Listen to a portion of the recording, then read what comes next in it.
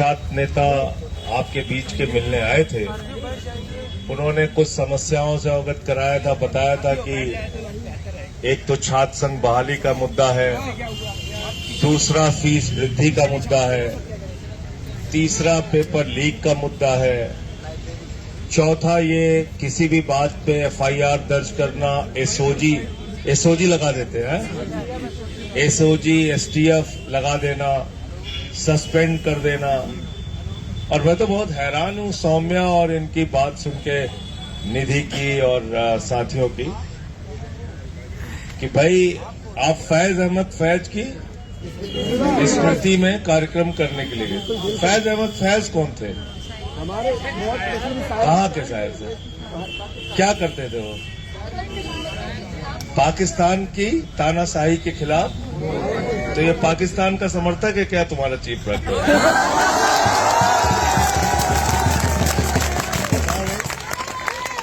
बोलो, ये तुम्हारा जो चीफ प्रॉक्टर है वो, और जो यहाँ विश्वविद्यालय का प्रशासन तंत्र है, वो पाकिस्तान का तानाशाही का समर्थक है क्या?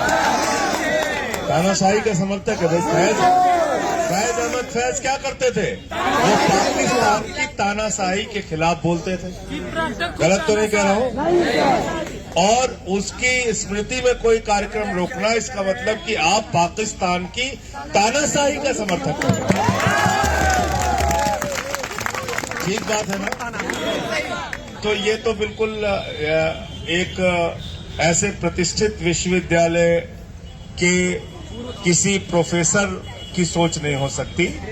ये जरूर एक, मैं ये कह सकता हूं कि तानाशाही की जो सोच है उसको आप यहाँ पे लाना चाहते हैं, लागू करना चाहते हैं, वो ठीक बात नहीं है। आपके हर एक मुद्दे के साथ मैं हूं, और सिर्फ जुबानी कहने से काम चलेगा नहीं। अभी जब संसद का सत्र होगा तो मैं देश की संसद में आपके मुद्दे उठाने का, और जितने ये आपके अधिकारी हैं जो आपके साथ बदमाशी कर रहे हैं, इनके खिलाफ चिट्ठी, एक तो जो शिक्षा मंत्री हैं आपके, उनको भी लिखूंगा, प्रधानमंत्री और गृह मंत्री को भी लिखूंगा, मुख्यमंत्री को भी लिखूंगा। लेकिन इन सबसे अलग हटके जो बात मैं कहना चाहता हूं, जिसे अभी मैं चंद्र प्रकाश को सुन रहा था, कह रहे थे कि तोड़ फोड़ का मेरे ऊपर आरोप लगाया, और अगर ये आरोप सच है तो मैं फांसी लगा लूंगा। कहे भाई फांसी लगा लोगे आप? फांसी क्यों खाने के लिए तैयार हो?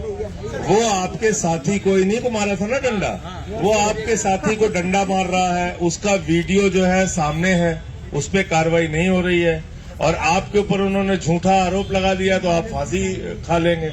क्यों खा लेंगे? ऐसी बातें नौजवानों को बिल्कुल नहीं करनी चाहिए। हक की बात करिए, सही बात करिए, और इसका डट के मुकाबला करिए। हम आत्महत्या कर लेंगे, हम सूली पे चढ़ जाएंगे, हमको मार दीजिए। क्यों मार दीजिए भाई? क्यों मार दीजिए? इसलिए बहादुरी से आप लोग लड़िए, और नारा लगाते हैं ना, जीना है तो मरना सीखो, करो धमाका बढ़ो जवान, तभी सुनेंगे बहरे कान। करो धमाका बढ़ो जवान, जीना है तो मरना सीखो, जीना है तो मरना सीखो, जो हमसे टकराएगा, जो हमसे टकराएगा, जो जुल्म के टक्कर में, जो जुल्म के टक्कर में, लड़ाई लंबी लड़िए, संगठित तरीके से लड़िए, और 2 दिन 3 दिन की लड़ाई मत लड़िए। अगर लड़िए तो फिर मन से लड़िए, और इनको मजबूर कीजिए, इनको मजबूर कीजिए कि आपकी बातों को ये माने। मैं पूरी तरह से आपके आंदोलन के साथ हूं, आपके मुद्दों के साथ हूं। मुझे मनीष जी बता रहे थे कि अब ये 200 से भी पीछे चला गया है इसकी रैंकिंग, और कहते हैं जब छात्र संघ था तो उसके कारण से गुंडागर्दी बढ़ती है, उसके कारण से अराजकता बढ़ती है। तो भाई जब यहाँ छात्र संघ था और छात्र संघ के अध्यक्ष थे तो उन छात्र संघ के अध्यक्ष में से कोई मुख्यमंत्री बना, कोई मंत्री बना, कोई दूसरे देश का प्रधानमंत्री बना। यहाँ के छात्र नेता चंद्रशेखर जी देश के प्रधानमंत्री बने। बहुत सारे उदाहरण हैं। शंकरदयाल शर्मा जी राष्ट्रपति बने इसी विश्वविद्यालय से। तो बहुत सारी प्रतिभाएं इलाहाबाद विश्वविद्यालय से निकली हैं। और आप सुभाष कश्यप जी का नाम लीजिए जो संविधानविद हैं। तो मुझे लगता है कि ये बहुत ही गलत तर्क है कि छात्र संघ की वजह से पढ़ाई नहीं हो पाती या गुंडागर्दी होती है या अराजकता होती है। एक बात जरूर होती है, छात्र संघ की वजह से प्रशासनिक गुंडागर्दी नहीं चल पाती। छात्र संघ की वजह से प्रशासनिक गुंडागर्दी नहीं चल पाती, जिसकी वजह से इनको परेशानी होती है। आपको डरने, घबराने, किसी भी तरीके, इनके पास हथियार ही क्या है? मुकदमा, जेल। मुझे तो भेजा 183 दिन में रह के आया और जिस दिन निकल के आया उस दिन उनके खिलाफ फिर से बोला। अच्छा, कितनी स्ट्रेंथ है यहाँ की नैनी जेल की? 2000, 3000। अगर इलाहाबाद विश्वविद्यालय के छात्र कह देंगे चलो हमें जेल में रखो, हिम्मत रख पाएंगे आपको? शाम को हाथ जोड़ के कहेंगे भैया अपने घर जाइए। संगठित होकर लड़िए, एकजुट होकर लड़िए। जब आप संगठित होके, इकट्ठा होके हजारों की तादाद में अपनी बात को कहेंगे तो ये सुनने के लिए मजबूर होंगे।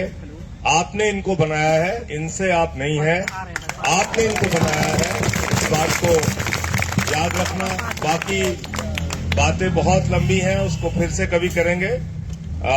आज मेरे कार्यक्रम की वजह से मैं दिन में नहीं आ पाया, तो अभी मैं आप लोगों से विदा ले रहा हूं। लेकिन संसद के सत्र में आपका मुद्दा उठेगा, इतना भरोसा दिलाइएगा।